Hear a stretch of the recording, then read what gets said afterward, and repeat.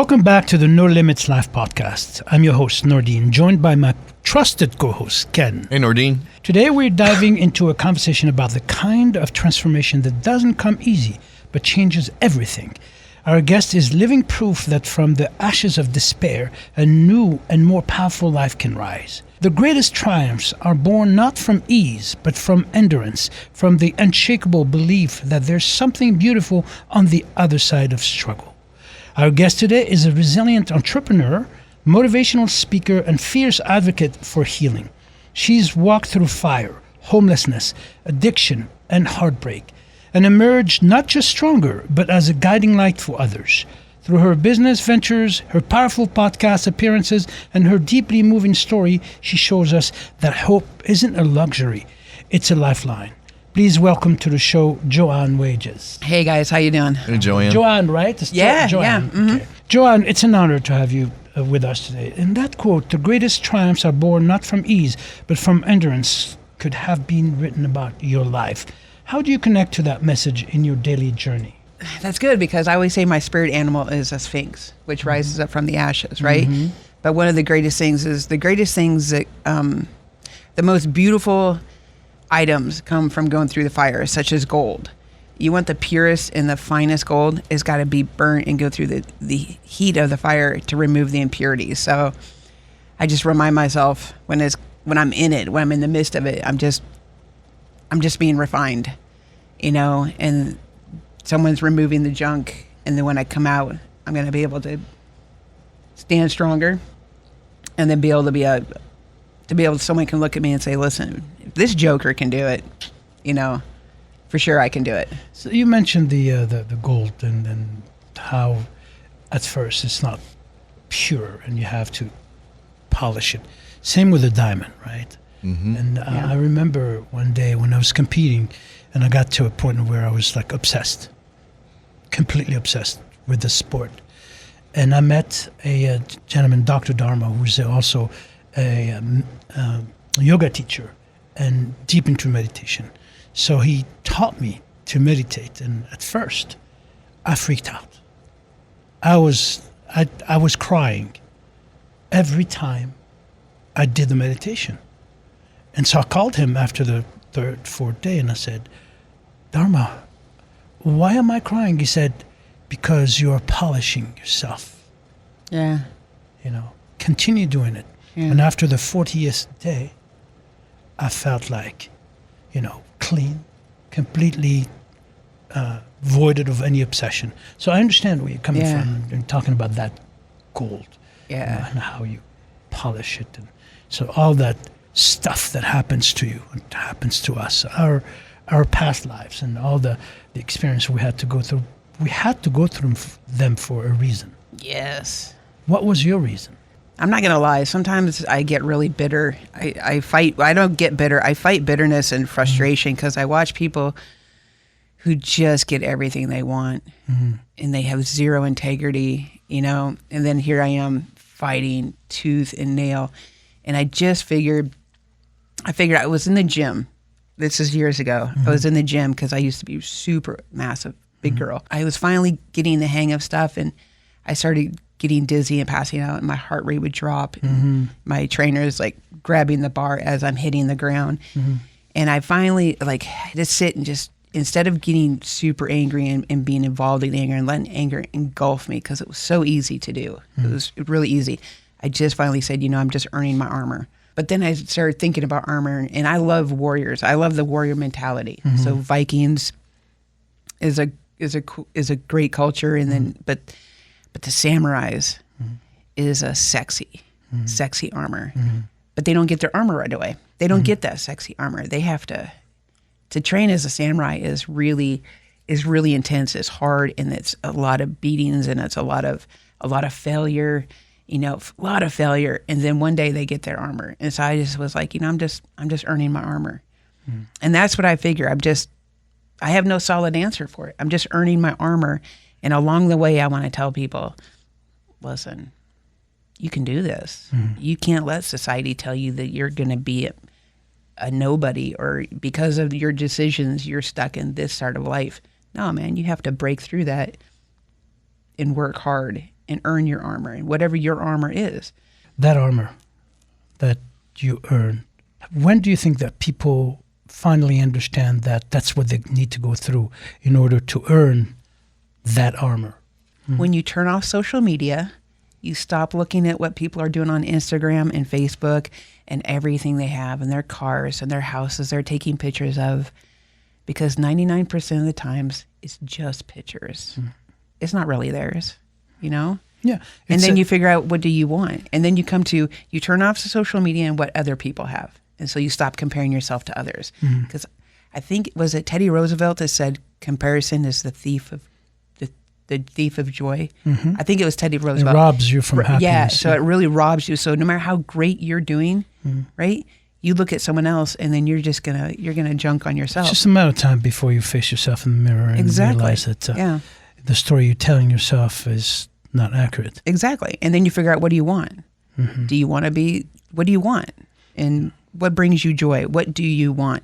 And then you just... What brings you joy instead of gratification from others. Exactly. You know, exactly. Now we are discovering that what social media's primary goal was to connect. Initially, it was for that, to connect families, to connect people. Now it actually disconnects. It super disconnects, right? And isolates, right? It isolates. Now we're looking for more of a community and connection, true community, right, where you're not sharing your fake life, but you're talking about your true life. Yeah. And you're talking about real stuff. We have so many people who want to be Insta famous or YouTube famous. Insta famous. You know, they want to be like, they want it, but they have no idea that even the people on YouTube had to hustle so hard. And it's they earn their armor, right? They earn their armor for sure. Yeah, a lot of people want it without the armor. Right. YouTube famous is not, it's not instant. You know, I followed a group, this couple from when they first started, because I thought it was interesting. And what they're doing now, we see that they get to do some extraordinary stuff. They didn't get to do that in the beginning. In the beginning, it was, they lived in hostels and they did the cheapest flights, but now they get to do great stuff. But their business that they have from YouTube, it wasn't instant. Yeah, I and think so we're an instant. Everyone for years, even when I was young, everyone's like, "Oh, we're just an instant. You're just an instant generation. You want it now." Which instant is gratification. True. Yeah, but it's even worse now. Well, because people see it on YouTube. That's the nature of human being. Yeah, I want it. We so want give it to instant me now. gratification. Absolutely. Yeah. Same applies for working out. People want to That's a lose very weight good point. yesterday. Yeah. Or get big tomorrow. But you know, right. Yeah, go to the gym once and you're big. I want the gains. Why am I not getting the gains or the toned perhaps up? You should be doing the work. You mentioned the getting famous through YouTube. I think the people that I watched and noticed that got to the top were people who had two things: authenticity and vulnerability. In other words, we're not afraid of sharing the truth, not the jet, which doesn't belong to me, or the Ferrari that I just rented, or the nice dress that I won't have tomorrow. It's showing or the fancy bags that they got out of the trash. It's talking. You know what I'm saying? Sure. It's talking about the real stuff. So talking about reality. You know, the stuff that people don't like to hear. But when they do, they pay close attention to it because they relate to that. Yeah. I don't relate to a Ferrari. It's nice. It's beautiful. It's awesome, you know. I can relate to a Kia Optima. Yeah, leave it in my garage. It's fine. I like to be in a jet. But is it really important for happiness? Many people I know would say, well, yes, it is important. I'm happy when I'm in my Ferrari. And I would say, no, you're not happy. You feel a sense of accomplishment. That's not happiness. Yeah. It's different. That's a good point. Do not confuse happiness and satisfaction and happiness and accomplishment. One comes from within, which is happiness, your state of being. Right. And the rest is state of mind. When you feeling of accomplishment is because you're thinking that you accomplish, therefore it's mindset. Okay, it comes from the mind. Right. Okay, you don't need a Ferrari to be happy. No. Would you say? Oh, totally. So again, all these things that we seeing, the 300,000 friends and the reels and the pictures and everything else is a sense of accomplishment. Even if, fine, you got the Ferrari, you earned it. It's fine. But are you happy? Awesome. Yes, but are you happy? Mm-hmm. You can go even beyond that, because let's look at what happened during COVID, right? We had some very influential folks online who had a lot of followers. They showed all the likes, all the loves, all the things, and then they were isolated. And then they didn't. Unfortunately, they had other things going on, and they couldn't continue the battle. And then they unalived themselves. So, is it real happiness? And so that's why I talk about joy, because I think joy is different from happiness. Happiness is fleeting. I think joy is what deep fuels happiness. That's what keeps you standing where you are in the midst of a storm, is the joy. And that you're referring to followers. I was talking to my daughter not long ago, and she was talking about followers and everything else. And I said, baby, okay, open the door. What do you mean? Open the door. She goes, open the door. I said, do you see any followers there? Yeah. And she goes, Dad, what do you mean? You're confused. I said, no, that's the reality of things. Most people, they're looking at the followers, the likes. Who is liking you right now? Really? Who is, other than your folks, your friends, who is following? Nobody's at the door. Yeah. That's the reality of things. Yeah. So I invite people who are obsessed about, the social media and the likes. And I don't really care about likes. Your likes, fine. If one person likes it, I did my job, right? I'm not looking for the millions of likes. Right. Okay. Right. And that's what the irony of social media was designed to connect us, but it's pushing us away from each other. Yep. So while you're earning your armor, here's my question. So what activities do you find most, let's say, beneficial to keeping you balanced and at peace? Okay, I love long road trips. So a couple. Well, you do drive a lot. I do. I know that. I know, but like a couple of weeks ago, I had someone say, "I need you to go up to Congress, Arizona, to try to get." I don't even know where Congress, Arizona is. You're right. It's in the middle of, you blink and you're past it, you Wow. know? So it's on some road on the way up to Kingman, right? Oh, interesting. And so it's a 3.5 hour drive. And I was like, yeah, I'll do it. And he goes, I'm sorry, what? And I'm like, I just got my Hyundai. I have a hybrid. Let's test it out.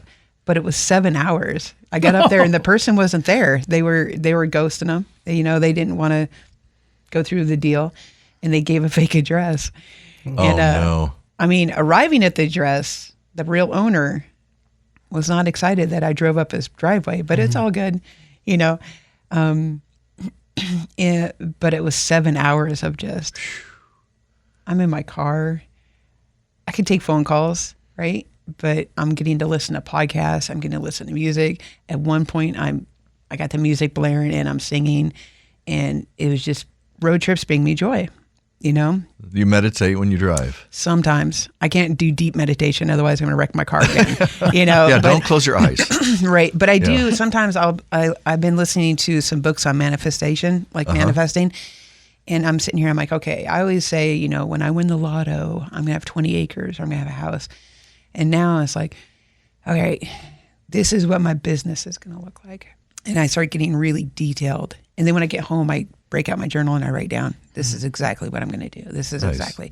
And I take out the when I win the lotto. Although now that's just I still always say, well, don't worry, I'm going to win the lotto. And they're like, okay. So does any of that stuff come true for you? I would like to say yes. I'm going to say yes, because I always told people when I win the lotto, I'm going to get a house, because I was in my car. But I never really knew what I wanted my house to look like. All I knew is one day I'm going to have a house. And I worked my rear end off. So I went from homeless to homeowner in 10 years. Wow. And I did it with no state or government or aid or any, and people need that. I'm not downing on that, but I was just raised that you just go after what you want and you do what you So have it does to do. work. It does. Yeah, and- You manifested a house, you got a house. I really want us to dive into this. Yeah. But I want to mention something that you just said just now that I want everyone to understand. When you say manifesting, and and you also refer to buying the lottery. Buying the lottery is luck. Total luck. You're not manifesting anything. It's luck. Yep. What we refer to manifesting is the oak tree doesn't come along just like that. You need an acorn. Yep. You plant the seed and you water it. You keep watering it Yep. until it grows.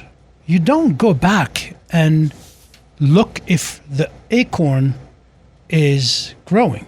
You don't dig it out Yeah. each time to see if it's growing. It's never going to grow. Yeah. In other words, see what you want. Okay. Right. Know what you want. Plant that seed and do what needs to be done. In other words, you're watering it. Yep. And then what happened? Before you know it, the tree is Yeah. manifested. Right. And then, That's- in manifesting on that is like when I said, I want to, my husband wanted to climb Mount Kilimanjaro. So I was like, do I still want to be married to this guy? I have to, no, yes, no, okay, we'll do it. But I was almost 400 pounds when he said that I want to climb Kilimanjaro with you. So I'm like, all right, well, to climb Kilimanjaro, I've got to drop weight. To drop weight, I've got to figure out why, not just what I'm eating.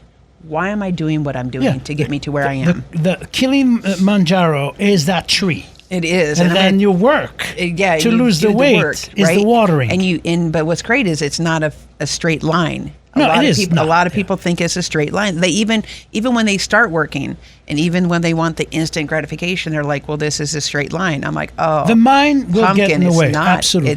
It's not a straight line. You're going to be going backwards, forward, sideways. You're going to be pivoting a lot because life's about the pivot, right? And one person's diet is not the same as my diet. We can do two people do the exact same diets, get two different, Just outlooks. get And- educated into what you want. exactly And- what you want. Then you have to figure out what you need to get there, and then you do it. yeah, and so it's- all of that is part of manifesting. Yeah. I want to add this. When we hear the word manifesting, it almost sounds like a taboo word, like a magical word. Oh yeah, okay, Yeah, manifesting. people call it woo-woo. Yeah, it's but manifesting is just that. You manifesting what you want to achieve. Everything we do from the minute we get up in the morning to the minute we go to sleep is manifesting based on choices. Yeah, We make the choice to do or be that, and we learn about what needs to be done in order to get it. yeah. So Exactly. homelessness. You said I went from homelessness to homeowner. Please tell us a little bit about that. Well, I made a very poor decision in who has to marry. The story of the beginning of so many books. Who I married, right? Yeah. I just married the wrong guy. I thought it was love. I was in love. I just wasn't, and my eyes were closed to what was really going on around me. And then I was like, no. And even when people are showing me, listen, this is what's going on. I'm like, no. I finally found love after my whole life of pain. No. So I was just this big kid, and I lived in a Geo Metro. Do you know what a Geo Metro is? Yes. It's Not a real big car. It's really not. Yeah. And I had a lot of my possessions in it. And people are like, how do you do this? I'm like, it's okay. If you get in fetal position and, you got to sit in this like this, and then put your blankets here, and just, you won't move. You'll be okay. And, but it wasn't comfortable. But I wanted to get in the military at the same time. So during the day I would work out at the gym.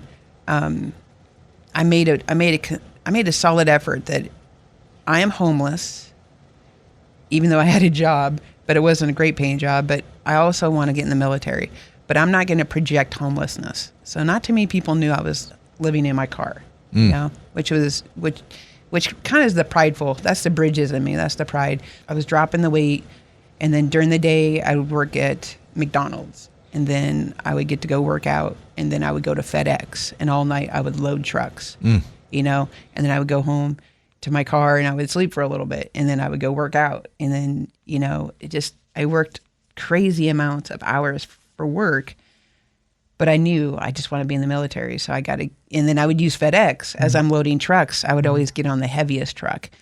Why?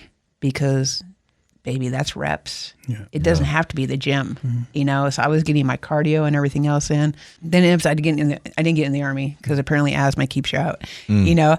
And so then from my car, I got into, a friend of mine heard that I was living in my car. He's like, "That's crazy. Come rent a room from us." And so I was renting a room, and then I just made these decisions Yeah, I made decisions that I don't like living in my Geo Metro. It's very uncomfortable. I want to be able to stretch out when I sleep. You did not identify with homelessness. Exactly. You mentioned it earlier when you said homelessness is my life situation. Yeah.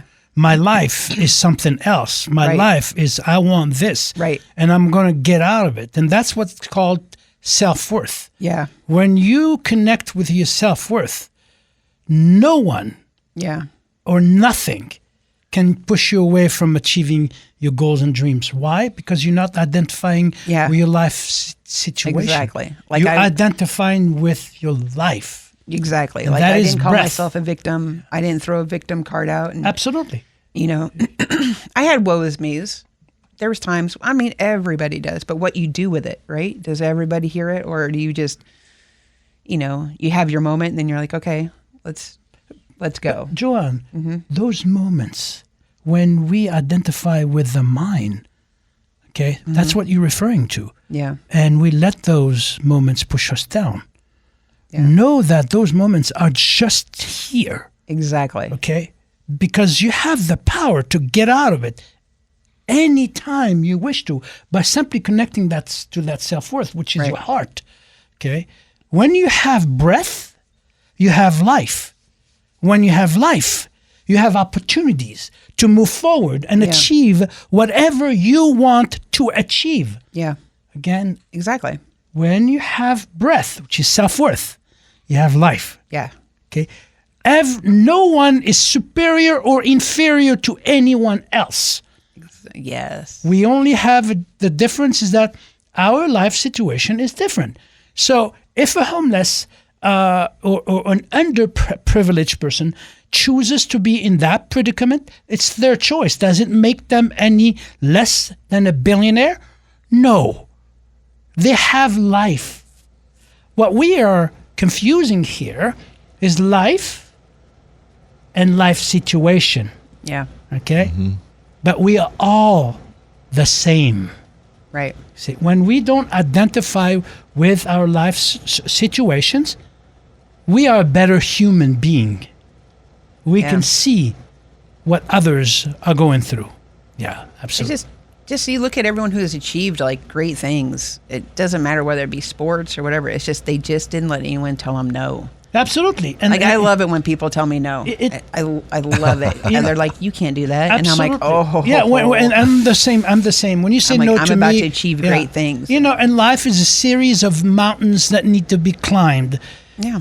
Each time you climb the mountain, you have that view. You take in the view and then go climb another one. Then you got to go back to the valley to hit the other one, which is even higher. Yeah, exactly. You know, in my opinion, when there's no more mountain to climb, there's no more life. Yeah. Unfortunately, too many people run out of time before they run out of life. Yeah. In other words, they don't want to climb anymore.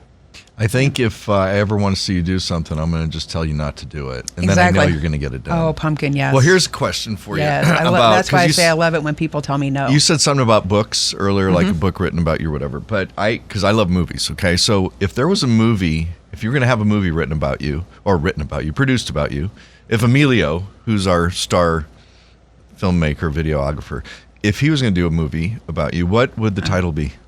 I can't remember. JoAnn, my hero. No. Never say no. Exactly. Try me, sucker. No, you know what? Gosh, I've had so many answers to this, but I think I've thought about this so much, and I've said so many answers. Well, what's the first one that comes to mind? There's too many to choose from. Really, the first one is because you told me no. Oh, it is? Yeah. Well, there you go. Yeah, because you told me no. It's a great title. And I've had so many times people, you can't do this. Oh, okay. No, it's not the That's answer. that's poking the bear, right? Right, it really is. I'm the youngest I'm my father's 23rd kid, right? Mom's third. I know, I see that, right? He's a Rolling Stone, right? Wow. But he said, he told me, he goes, you were even stubborn coming out of the womb. Like, you just didn't want to come out. And so he's like, whenever we would tell you no, you would look at me and go, okay. And then I would go do it. Having a daughter, and Emilio, right? Yeah. If we say no and my daughter goes against my no, I wouldn't be That's the way my wife is. that happy. No, If ready? I tell her not to, she's going to do it. Oh, no. No, No. Isabella I have, does the same thing. I I have say many no. life lessons. She does the opposite. So who would the actress be that would play you? Oh, Melissa McCarthy. Ah, All right. Yeah, So I dude. love it. Instantly, Love because it. she is, she's hilarious. Yep. She's genius. Tenacious. She is tenacious. And Yes. she can take a beating. Yeah. Because she does I a love lot of it. her own little falls and stuff. But yeah, Melissa McCarthy, That's awesome. you know, I'll go see it. I'm saying, let's do it. I mean, But yeah. JoAnn, so, we could stay here and talk about all the experience. We'd be Yeah. here for days and days and days. Yeah. So I want to thank you for sharing your story of resilience. You have a fantastic story and you're sharing it. And so you can help a lot of people. So thank you for being on the show. Thank And you. I want to give you a token of appreciation. I signed this, if you don't mind, to JoAnn, right? Yeah. Thank So, you. Here you go. And after you read it, I would appreciate a review. If it's a 1-star review, please do not even bother. And don't read it while you're driving. Oh, yeah, definitely. Yeah. But thank you Yeah. so much for being on the show. Oh, I appreciate this. Thank you. Yeah. Mentioning reading really quick. You told me about Conclave. Mm-hmm. I'm reading it right now. Oh, good. Yeah. You like it? I'm It's only a great movie. I'm only 3 in, and I'm intrigued. The book is. I can't wait to watch the book. I book has watched got the me. movie too. Yeah, I thought it was Yeah. really well done. Well, if you are watching or listening, please subscribe, like, share, comment. Yeah. And thanks for listening Yes, and thank you for watching. listening. And we appreciate you. And Absolutely. can't wait to share another episode with you of No Limits Life. And go with your no limits life. That's right. Follow your heart. All you gotta do is follow. All you gotta do